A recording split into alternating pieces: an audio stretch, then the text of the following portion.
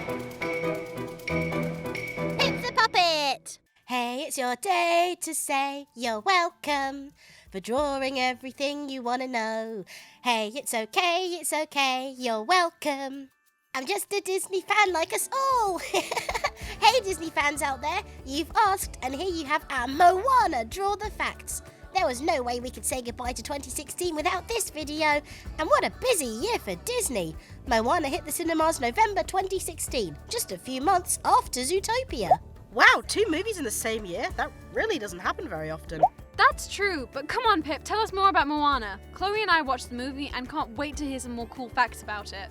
Sure thing, Nor. Moana is the 56th Disney animated feature film, and it was directed by Ron Clements and John Musker, the same directors of The Little Mermaid, Aladdin, and The Princess and the Frog.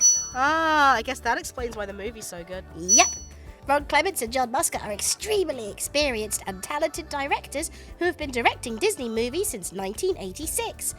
Together, they directed a total of 7 Disney animations, but Moana is their first full CGI. That means computer animation movie. Their previous productions were all hand-drawn 2D animation. But the production of the new Disney movie Moana has lots of very talented people behind it, so there's many more reasons why the movie is so good. Is it true that the team who made the film traveled a few times to different islands of the Pacific Ocean to create Moana's story? Yeah, I even heard that they formed a team of experts who helped with the creative Disney team called the Oceanic Story Trust.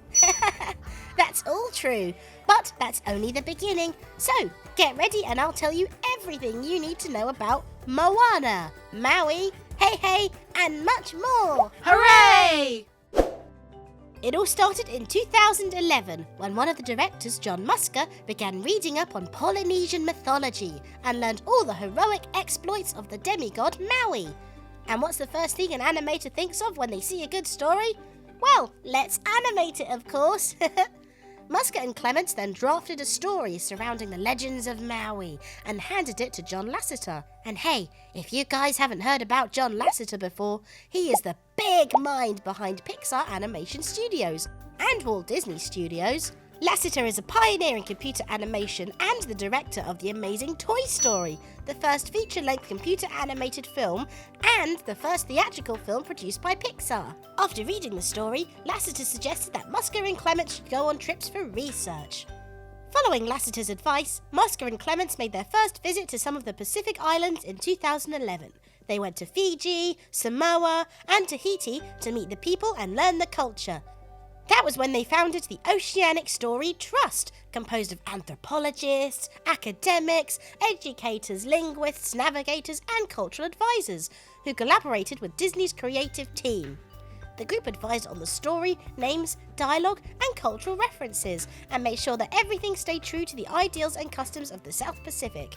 It was also during this first trip that they had the idea of adding Moana to Maui's story. Good thing too, you can't have Moana without Moana.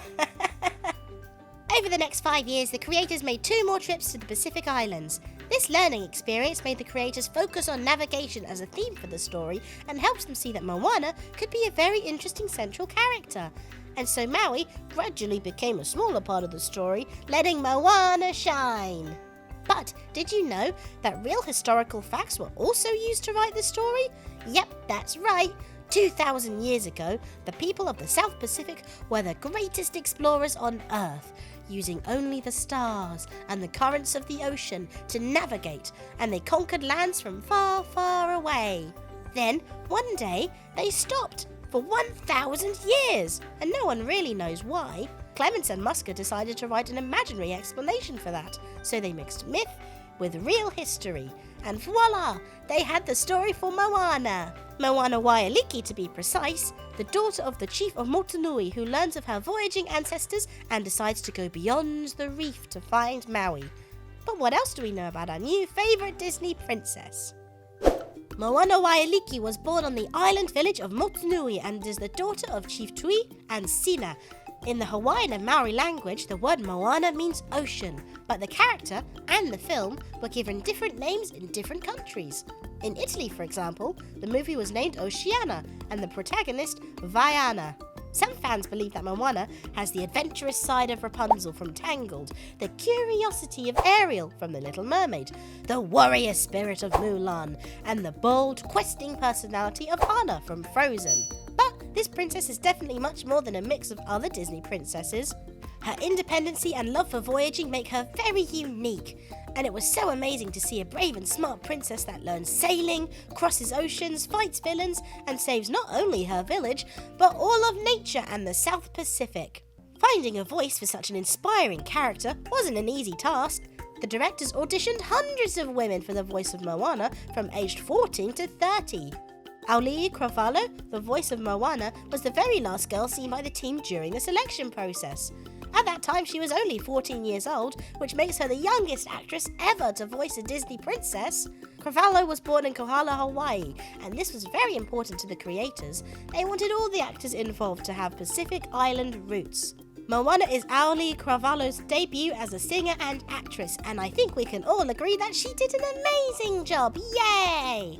If you guys happen to see a picture of Cravalho, you might notice that she and Moana look quite alike. But did you know that this is a coincidence? It's true! Cravalho was cast to voice Moana after the character had already been designed. I guess that goes to show that Cravalho was definitely the one. Now, here you have one of my favourite facts about the movie. Do you guys remember Moana's iconic necklace? Well, more than 40 different versions of it were designed until they finally decided on an abalone, or power, shell. And the split in the necklace is symbolic of the divide between land and sea. But what about Maui? In Polynesian culture, Maui is a powerful god who carries a fishhook that raised the islands of the South Pacific from the ocean. But in the Disney movie, Maui has a very cool feature, the animated tattoos that cover his body.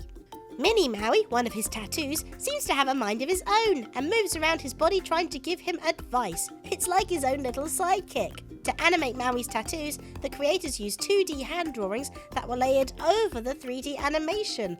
Wow! And did you know that Eric Goldberg, the animator of Maui's tattoos, was also the supervising animator for Genie in Aladdin? Wow! You see, as I said, lots of talent in this movie. But there's still much more. Dwayne "The Rock" Johnson is the very famous wrestler and actor who voices Maui. And, well, what else can I say? We all know The Rock. A few other very special characters were featured in the movie to help Moana's story to be even more special. And one of my favourites is Hei Hei. At first, Hei Hei was created as a sidekick rooster character to be one of the breakouts from the film.